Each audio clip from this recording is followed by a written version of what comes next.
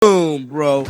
Boom! Just completely look at Breanna Stewart's face. She threw her arms up and everything. Breanna Stewart didn't just throw an elbow in a preseason game. She accidentally handed Caitlin Clark the most important moment of her young career on national video in front of millions of witnesses. And then the league itself may have just made it permanent, because reports are now surfacing that a 5-game suspension for Breanna Stewart is being actively considered by the WNBA commissioner's office. And here's where Sophie Cunningham enters the story. Before we get to suspensions, before we get to Sophie's response, before we get to what the commissioner's office is now reviewing frame by frame, you need to understand what was actually happening on that court at the Barclays Center, because the mainstream broadcast completely buried it. The cameras were wide, the announcers were relaxed, and the viewing public was being sold a version of that game that was significantly cleaner than what was actually unfolding on that hardwood. What was actually happening was a calculated, deliberate, systematic attempt by the New York Liberty to physically dismantle the Indiana Fever before the regular season even began.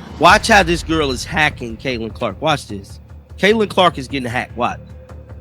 This wasn't random physicality. This was a game plan. The Liberty coaching staff looked at the Fever's hyperspeed transition offense and made a mathematical decision. We cannot stop them in a fair fight. So they were going to make it unfair. They were going to apply maximum physical pressure and dare the officials to call it. Hand checks on every perimeter touch, jersey grabs, bodies crowding space on every single step, disrupting rhythm, making every movement feel like wadding through wet concrete. And for stretches of that game, it was working.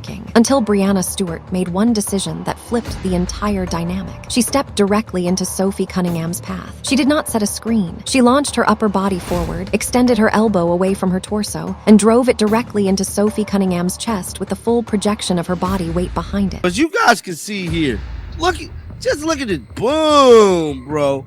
Boom! That play has been viewed millions of times on social media, slow motion, frame by frame, and every single time it tells the exact same story. But here is what the mainstream media is failing to cover properly. Caitlin Clark was watching every second of it. Here is the part of this story that separates great players from generational ones. When Breanna Stewart launched that elbow into Sophie Cunningham, Caitlin Clark saw it happen in real time. She processed it. And then she made a decision in that moment that separated her from every other rising talent who has passed through this league in the last decade. She did not react emotionally. She did not chirp at Stewart. She did not gesture to the bench. She did not file a complaint with the officials. She channeled every elbow, every hand check, every grab, every shove she had witnessed, and she turned it into the most ruthless, systematic, intellectually devastating offensive performance that Arena had seen all preseason. Pause right arrow play clip studio microphone, clip placement, midpoint reveal, clip 6. She punishes you with basketball. Not with words, not with social media, not with complaints. She punishes you on the scoreboard and she makes it look effortless in the process. Source, transcript 1:4:32:4, 41 suggested duration, 9 seconds. Why here? This is the thesis of Caitlin's character, delivered in the clearest possible language. It reframes the entire preceding section, the fouling, the physical pressure, as a setup for this punchline. Every time a Liberty defender grabbed her jersey, footwork got sharper. Every time they crowded her space, ball movement got faster. Every time they tried to make her feel small on that basketball court, she responded by making the Liberty's entire defensive scheme look like it was designed by someone who had never watched her play a single game. And the moment Sophie Cunningham absorbed that Stewart elbow and stood back up, she understood the assignment completely. Now let's talk about the person whose response to that elbow started an entire national conversation. Because Sophie Cunningham's reaction to Breanna Stewart's dirty play didn't just go viral. It exposed something that the WNBA establishment has not been prepared to deal with. Let that contrast burn into your brain for a second. Breanna Stewart, two-time champion, former MVP, face of the New York Liberty, drives her elbow into Sophie Cunningham's chest, and then immediately throws her hands up for a referee. The picture of innocence. The theatrical performance of a player who has spent years operating in a league where that kind of physicality went unchecked. Sophie Cunningham absorbs the hit, adjusts her stance, and goes right back to work. No flop, no hands up, no Oscar performance, just back to work. That is not just toughness. That is identity. That That is the cultural foundation of what the Indiana Fever are building in 2025. And it is precisely the reason Caitlin Clark was able to completely overwhelm the Liberty's defensive scheme in the second half of that game. Because when your enforcer refuses to be rattled, when she stands back up every single time and sends the message that this team cannot be broken, it gives your superstar the freedom to operate at full capacity. Caitlin Clark did not have to look over her shoulder on Saturday. She did not have to play tentatively. She did not have to conserve energy managing her own physical safety. Sophie Cunningham was handling that, which meant Caitlin Clark could handle the scoreboard. Let's put Sophie Cunningham's return in proper context, because the numbers from Saturday tell a story that the sports media is almost entirely ignoring. 5 for 8 from the field, 13 points, +8 on the floor, coming off 9 months of MCL rehabilitation, in her first real competitive action since tearing her knee. Do you understand how remarkable that is? Most players coming back from a major knee injury spend weeks, sometimes months, finding their rhythm again, rebuilding confidence, relearning how to trust the joint that betrayed them. Sophie Cunningham walked into the Barclays Center in her first game back and put up those numbers, while simultaneously acting as the most physically imposing presence on that entire basketball court. She signed a 1-year deal for $665,000. And in any rational sports market, that contract is the single most undervalued deal in professional basketball right now. She is providing all-star level two-way value to one of the most culturally significant franchises in the sport on a prove-it deal in New York City against the defending conference's deepest roster, coming off surgery. And the Indiana Fever front office needs to hear this clearly. If they do not move on a long-term extension before this season gets fully underway, the Phoenix Mercury, the Las Vegas Aces, and every team with cap space is going to come for her hard. Losing Sophie Cunningham would not just cost the Fever an enforcer. It would cost Caitlin Clark the structural protection that made Saturday possible. Now here is where this story becomes something much larger than a preseason game at the Barclays Center. Reports are now surfacing that WNBA Commissioner Kathy Engelbert has personally reviewed the viral footage from the Fever Liberty game.